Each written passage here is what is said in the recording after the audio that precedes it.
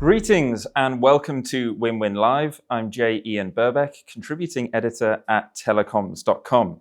Now, one of the hottest topics among attendees at the show this year is the use of AI at the network level. AI-centric networks are being built and deployed around the world right now, but what does that mean for operators, enterprises, and the industry at large? Well, who better to answer that than the man at the helm of the organization tracking this change, Martin Kriener, Director General of the WBBA. Martin, it's great to have you with us again. Great to be here. So I think the best place to start is with your latest white paper, the Net5.5G Readiness Assessment. And that white paper points to a clear industry shift towards AI-centric network architecture. Could you walk us through what that looks like in practice? Yeah, I mean, Net5.5G, really the aim of it is to provide support to audiences, governments, regulatory bodies, operators, and so on, with some meaningful policy insights and guidance for network investment and decisions, and some opportunities for strategic planning for AI-centric networks. And we've developed the Net5.5G architecture and the Network Development Index as part of that, which is the most recent release, that really looks at operators in about 20 different countries across 5 regions of the world. And they've been the target of this survey. And it's really looked at 4 separate things. AI-powered WAN, hugely important area. And we're really asking them, what's important? Is 400 gig, is 800 gig, and so on. And we're finding that almost half are really interested in 400 gigabit Ethernet in the WAN. A third are interested in AI or in 800 gig Ethernet. And SRv7 is really important. Similarly, in the campus, we're seeing a huge level of interest in 10 gigabit Ethernet, but Wi-Fi 6 and Wi-Fi 7 are really the topics that are getting the conversation going. And over 40% of people are interested in Wi-Fi 6. The third topic we looked at was in the data centers and AI in the data centers. And what do we need in terms of the capacity in the data center networks? And again, it's 400 gig Ethernet, it's 800 gig Ethernet, maybe 1.6 terabyte Ethernet is still a little bit away, but we're seeing 30-40% of people interested in the data center networks at 400 gig and 800 gig. And then finally, AI in the data center and AI readiness. And we're seeing a very large number of people who are interested in AI readiness.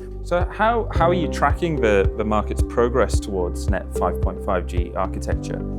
For a number of years now, we've had this thing called the Pioneer Program, which is really champions looking at new use cases for Net 5.5G. And these champions have been, we've got individual champions, pioneers we call them. We've got regional pioneers and we've got company pioneers. And we've been looking at this. Overall, I think we've got 44 business pioneers and 30 or so individual visionary pioneers. And the visionary pioneers are really industry leaders who provide vision, direction, and guidance to the industry to improve the standards. Whereas the regional pioneers are really more like cities or regions that drive Net 5.5G policy and lead the Net 5.5G implementation. Whilst our business pioneers are really the network operators and the enterprises that are implementing the use cases of Net 5.5G in commercial deployment. And all of these new pioneer use cases have been collected from a wide range of companies: Turkcell, China Telecom, Thailand AIS, Macau CTN, South Africa MTN, just to name a few of those. So it's a hugely important to get champions in the industry, pioneers, who are going to make Net 5.5G a reality in companies and in cities and regions. So what's next for Net 5.5G? Are there plans that you have to help the industry adopt it more widely and provide clearer guidance on building networks that are resilient, secure, and meeting SLA requirements? Yeah, I mean, first of all, within WBBA, we've got a work group called Work Group 4, and they've been building Net 5.5G for 3 years now. Network resilience, you used the resilience word there. Network resilience is absolutely key, and that's going to be the focus over the next few years, certainly the next big release of Net 5.5G. You have to remember that we've got, this infrastructure is becoming more and more and more important and critical in different regions of the world. And so we've got governments and enterprises that are entirely dependent on these networks and increasingly dependent. And so the focus really is on how do we improve that network resilience. And the sort of things that impact network resilience are natural disasters. We've seen it all over the last few days. We've seen there's criminality. There are broadening threat landscapes that really change or really threaten these networks.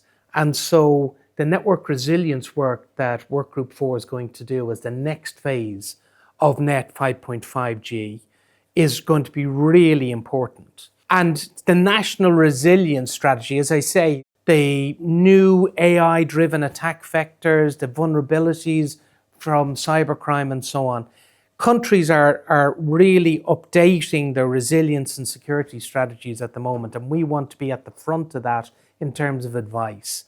So the network resilience in new technology ecosystems, challenges and solutions is really the description of what we're going to develop here. I think overall, this topic is something that is emerging in different parts of the world. We see in the TM Forum, my old home, the open digital architecture, which is all associated with open APIs. It's a trend toward transitioning towards very high speed rates and SRv6 technologies for programmability and hyper personalization of services, network slices, and so on.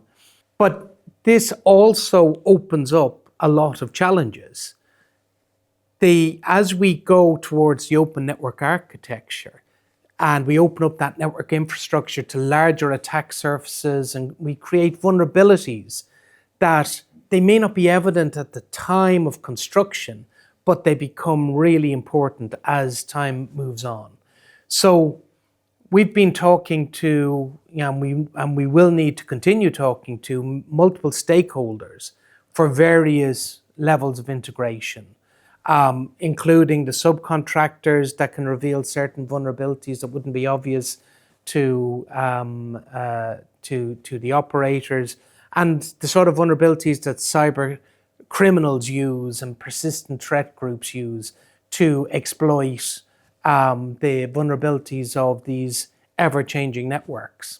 And the potential solutions and directions that we've been looking at, it's really around current network resilience strategies, frameworks, measures, and tools aimed at withstanding the rapidly changing threats and recovering from those rapidly changing threats.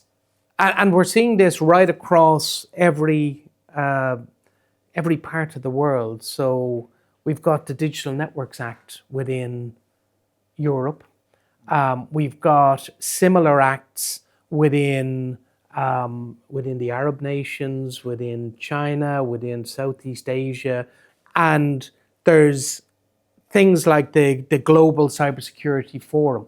There's so many different organizations coming out at the moment that are developing approaches to this, and I think the Net 5.5G initiatives will really look very closely at this. Well, Martin, thanks so much for joining us today and walking through all of the work the WBBA is doing on AI-centric and agentic networks. It's clear, I think, that the WBBA is helping make sure the industry has both the direction and the tools to build the networks of tomorrow. That's all from WinWin Live here in Barcelona.